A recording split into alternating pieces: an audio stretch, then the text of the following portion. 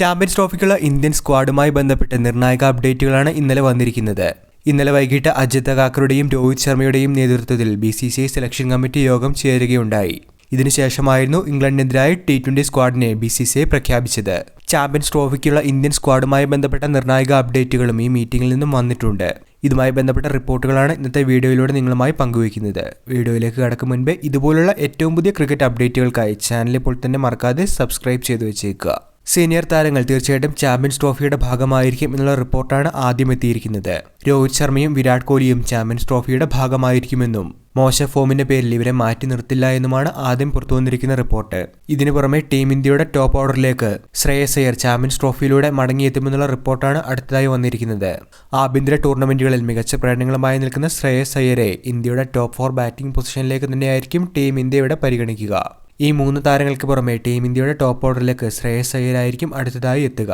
അതുകൊണ്ട് തന്നെ രോഹിത്, ഗില്ല് ഓപ്പണിംഗ് സഖ്യവും ശേഷം കോഹ്ലി, ശ്രേയസ് എന്നിവരടങ്ങുന്നതായിരിക്കും ടീം ഇന്ത്യയുടെ ടോപ്പ് 4. അടുത്ത അപ്ഡേറ്റ് ചാമ്പ്യൻസ് ട്രോഫിക്കുള്ള ഇന്ത്യയുടെ വിക്കറ്റ് കീപ്പറുമായി ബന്ധപ്പെട്ടതാണ്. KL രാഹുലിനെ പ്രധാന ഫസ്റ്റ് ചോയ്സ് വിക്കറ്റ് കീപ്പറായി ടീമിൽ ഉൾപ്പെടുത്താനാണ് ഇവിടെ നീക്കം നടക്കുന്നത്.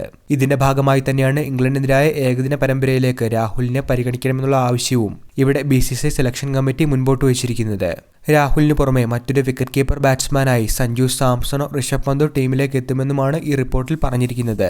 T20 ടീമിലേക്ക് സഞ്ജുവിന് അവസരം ലഭിച്ച സാഹചര്യത്തിൽ അദ്ദേഹത്തിന്റെ പ്രകടനം കൂടി വിലയിരുത്തിയായിരിക്കും ഈ ഒരു തീരുമാനമെടുക്കുക എന്നാണ് ഇന്നലെ പുറത്തു വന്നിരിക്കുന്ന റിപ്പോർട്ടിൽ പറഞ്ഞിരിക്കുന്നത്.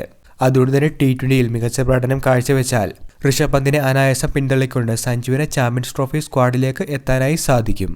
അടുത്തൊരു അപ്ഡേറ്റ് ടീം ഇന്ത്യയുടെ ബാക്കപ്പ് ഓപ്പണറായി ചാമ്പ്യൻസ് ട്രോഫിയിലേക്ക് ജയ്സ്വാളിനെ ടീം ഇന്ത്യ പരിഗണിക്കുന്നു എന്നതാണ്.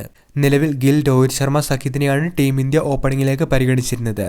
ഇവർക്ക് ഒരു ബാക്കപ്പ് എന്ന വണ്ണമാണ് ഇപ്പോൾ ജയ്സ്വാളിനെ ടീം ഇന്ത്യ ചാമ്പ്യൻസ് ട്രോഫിയിലേക്ക് പരിഗണിക്കുന്നത്. ഓൾറൗണ്ടറായി ഹർദിക് പാണ്ഡ്യ ടീമിനൊപ്പം ഉണ്ടാകുമെന്നുള്ള ഒരു കൺഫർമേഷൻ കൂടി എത്തിയിട്ടുണ്ട്. ഓൾറൗണ്ടർമാരുമായി ബന്ധപ്പെട്ട മറ്റൊരു അപ്ഡേറ്റ് പരിഗണിക്കുകയാണെങ്കിൽ ചാമ്പ്യൻസ് ട്രോഫിയിലേക്ക് ജഡേജയെ ടീം ഇന്ത്യ പരിഗണിച്ചേക്കില്ല എന്നുള്ള റിപ്പോർട്ടും ഇന്നലെ വന്നിട്ടുണ്ട്. വാഷിംഗ്ടൺ സുന്ദറും അക്സർ പട്ടേലും ഓൾറൗണ്ടർമാരായി ടീമിലേക്ക് ഇടം പിടിക്കുന്നതിനുള്ള മത്സരത്തിലാണ്.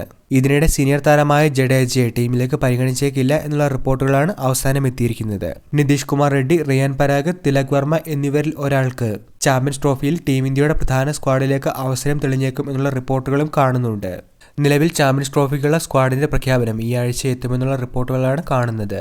വീഡിയോ അവസാനിക്കുന്നു. ഏറ്റവും പുതിയ ക്രിക്കറ്റ് അപ്ഡേറ്റുകൾക്കായി ചാനൽ ഇപ്പോൾ തന്നെ മറക്കാതെ സബ്സ്ക്രൈബ് ചെയ്തു വെച്ചേക്കുക.